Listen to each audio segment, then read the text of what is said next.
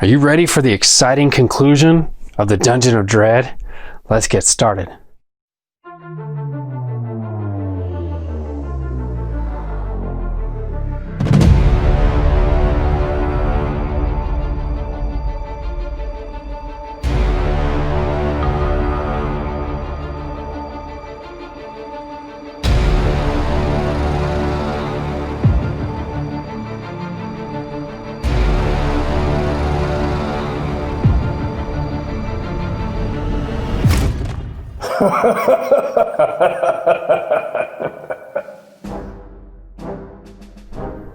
Welcome to the exciting conclusion of the Dungeon of Dread.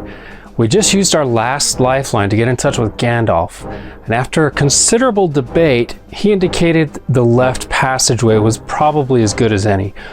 So we're going to take the left passageway and find out where this goes. This corridor is smooth and well lit. Gripping your sword and your mirror-bright shield firmly as you stride down the passageway, you come to an archway in front of you. The sound of heavy breathing comes from beyond. A cool breeze blows down a tunnel running uphill to your left. Suddenly, mocking laughter rings out from the archway. And a deep voice says, "Well done, fighter. Hello again, halfling. You've surprised me. I had not thought to see you again." There's a long silence. "Maybe we should turn back," says LaRousse. "That sounded like Caliban." "The treasure is probably very close," you say. "I don't want to give up yet. If you choose to seek the treasure and possibly face Caliban, go down the tunnel and turn to page 108. If you decide to avoid the wizard, go back up the corridor on the left and turn to page 81. Well, we are not cowards. We didn't come all this way just to turn tail and run. We're going to face Caliban. Turn to page 108.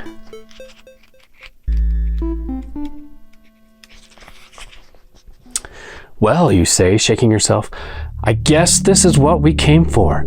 If we've come this far, we may as well see it through." With great caution, the two of you approach a bend in the passageway and slowly peek around the corner. A large cavern lies before you. Gold coins lie in heaps on the sandy floor. Gems sparkle every color of the rainbow over the entire floor. Heavy silver bricks are stacked in great mounds near the walls. Your breath is taken away by the vast treasure.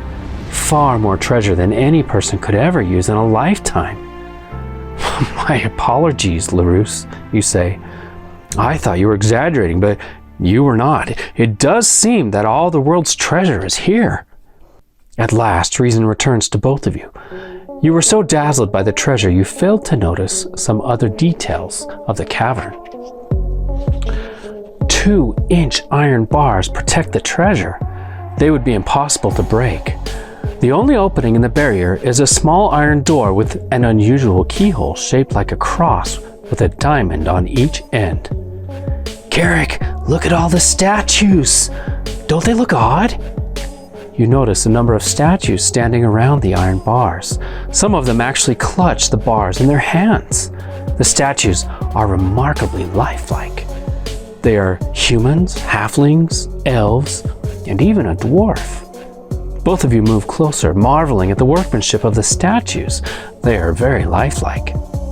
"You're right, LaRousse. Look at their expressions." More than half wear expressions of horror on their faces. Many have raised hands as though protecting themselves from danger. What kind of sculptor could have created such strange figures? Suddenly, a terrible thought enters your mind. "LaRousse," you ask, "do you think these statues were not sculpted? Maybe they were living beings who were turned to stone." Remember the words written in the entrance? "Watch the water that is not water and beware the basilisk." I think we have stumbled into a basilisk's lair. The fate of the statues, who were once living beings, is now clear. Anyone unfortunate enough to look into the eyes of a basilisk instantly turns to stone. There is no escape. "What can we do to protect ourselves?" asked the halfling wildly. "I don't want to be a statue." Quickly, you think of all you know about the dreadful creatures. A basilisk is a reptilian monster nearly 10 feet long. The only way to protect yourself from turning to stone is to reflect the basilisk's gaze back into its own eyes, so it will be turned to stone. Suddenly, the heavy breathing becomes louder. Oh no, it's the basilisk. You don't dare turn around. "LaRousse," you whisper. "Don't turn around. Whatever you do, don't turn around." You stand in place, eyes tightly closed, trying to think of your next move. Evil laughter bursts forth and a voice hisses. "Do you know our secret fighter? Turn around and meet my pet." Not many come this far, and none leave except, of course, your small friend. It seems I made a mistake, but who expects worms to grow backbones? This dungeon is a profitable and pleasant place for me, and I do not intend to let you spoil my fun. Come, turn around. A wild plan forms in your mind. You don't know if it will work, but it's worth a try.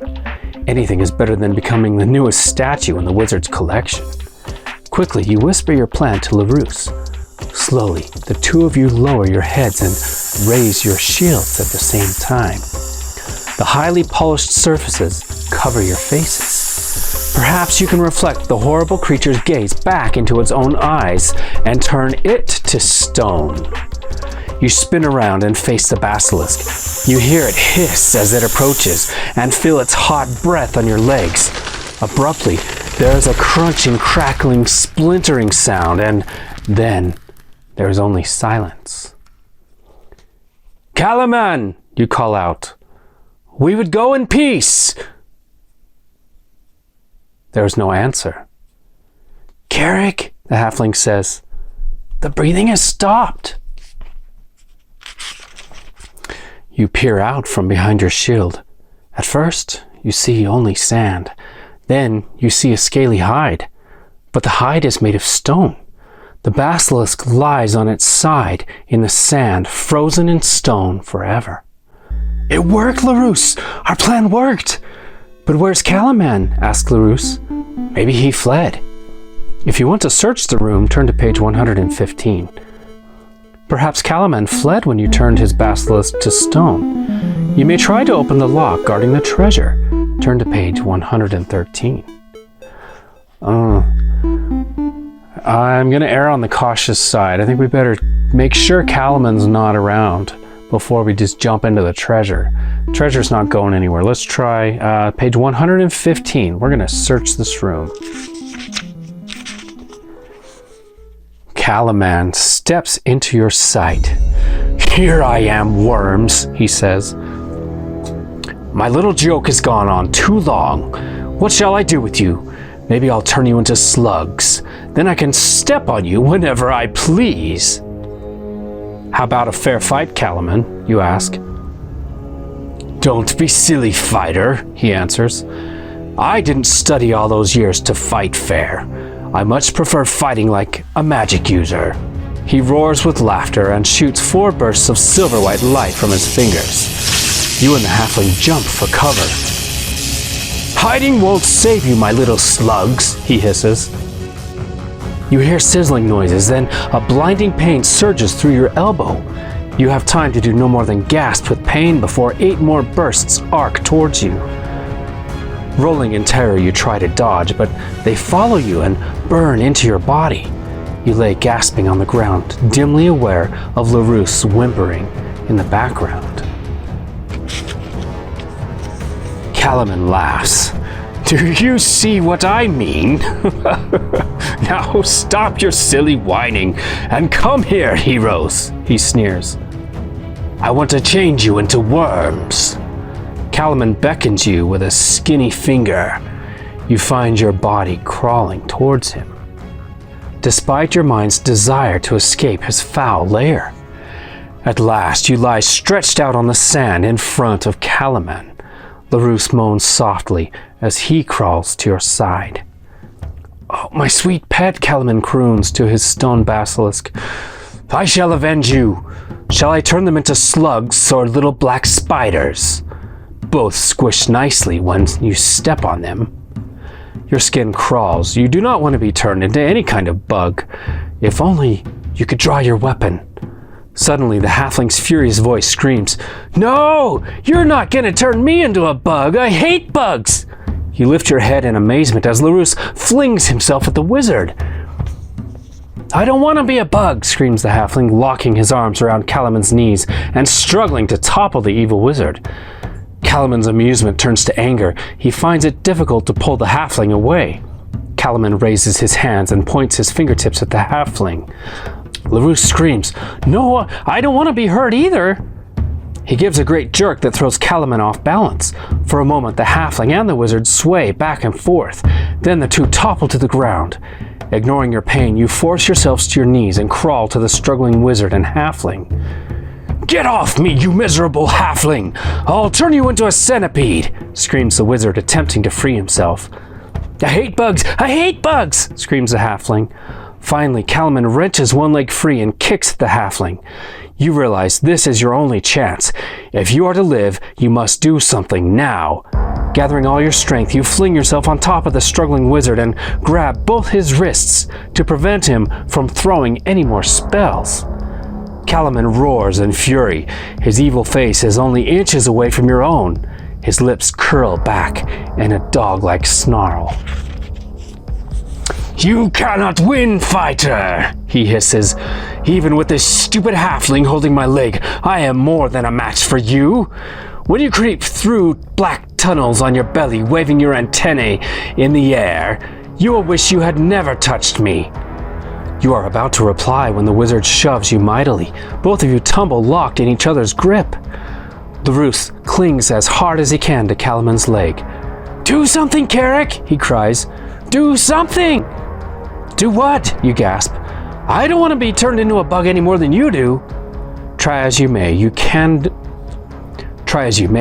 do more than just hold on to Caliban. You are weakening fast. The constant bashing causes your injuries to throb and ache. Risking the chance Caliban will free himself, you reach down and draw your sword. Caliban dashes you against the cavern wall, and your aching fingers drop the weapon. Caliban yells triumphantly and rolls away. He seizes your sword and flings it across the room. Rolling away from Caliban, you strike the treasure room bars. Realizing you are near the end of your strength, Caliban jumps on top of you. "Now," he hisses, pointing a bony finger at your face. Just as you think the end is near, Caliban screeches terribly and falls aside. "You bit me!" the wizard screams. "Let go! Let go!" Larus has wrapped himself around Caliban's legs, his teeth clamped on the evil wizard's leg. You scramble for your sword, but it lies across the room. Your hand fumbles about, searching for anything that can serve as a weapon. Your fingers close upon coins, jewels, a chalice. Useless, all useless. Suddenly, your fingers encounter a slender, heavy metal rod. The rod grows warm as soon as you touch it. As you bring it forward, you see that the rod glows pale green. Caliban's eyes open wide, and he grows pale.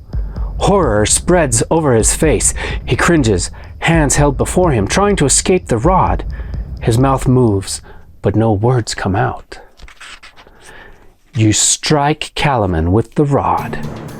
Before your disbelieving eyes, the wizard's body grows stiff, then breaks into dozens of splinters. As you stare at the shattered wizard, you hear hissing. A stinking black cloud explodes from the broken body. You and Larus edge as far away from the cloud as possible. What will this cloud reveal? The stinking cloud billows and rolls, hiding all that lies beneath it. Larus shivers and clings to you. His teeth chatter with fear. A horrible, ear-splitting, heart-stopping screeching assaults your ears, and an inhuman head pokes out from the cloud. It glares at you.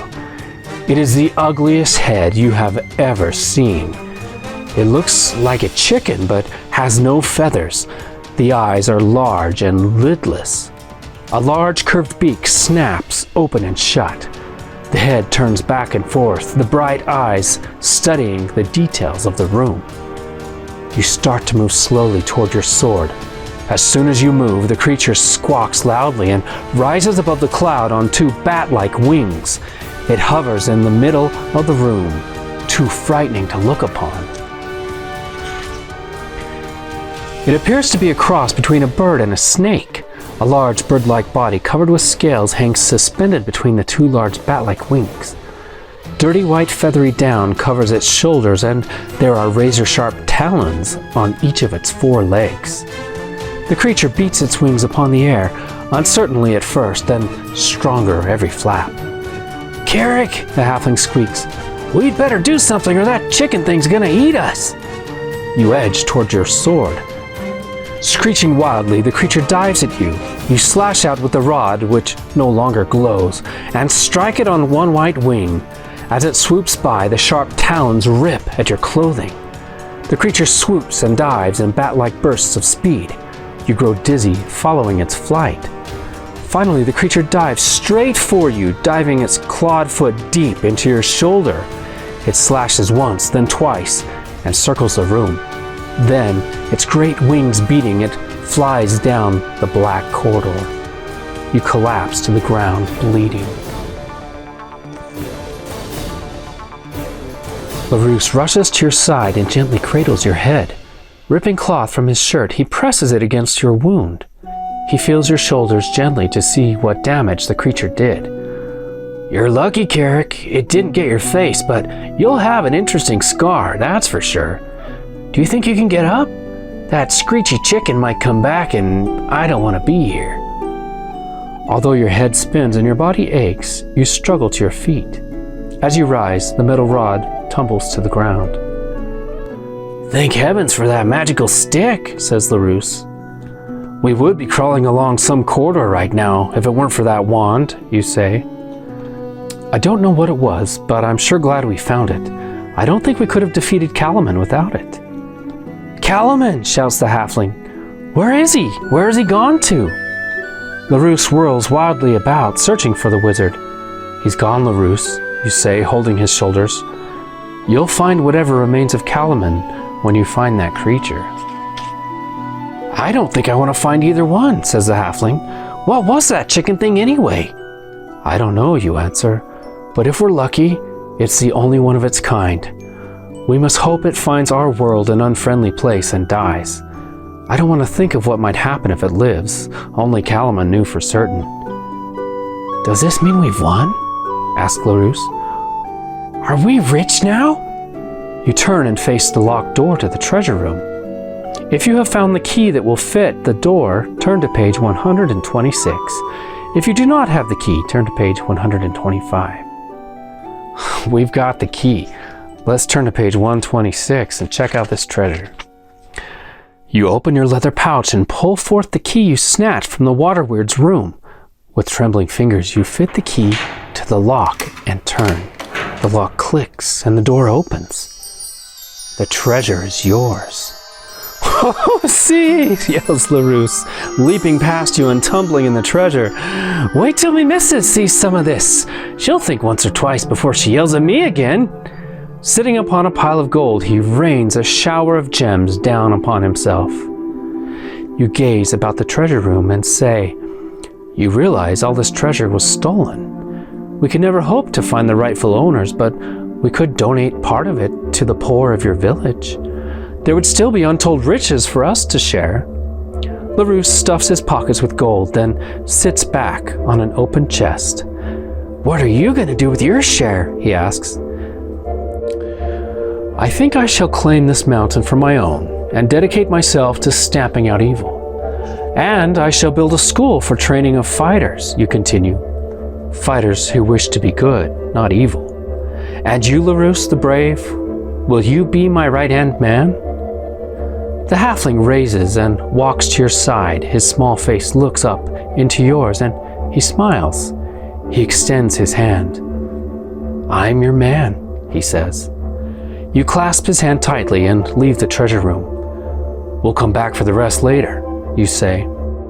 You edge past the basilisk and return to the breezy corridor you noticed just before you entered Caliban's treasure room. You find a narrow, spiraling staircase. The staircase curves upwards for a long time.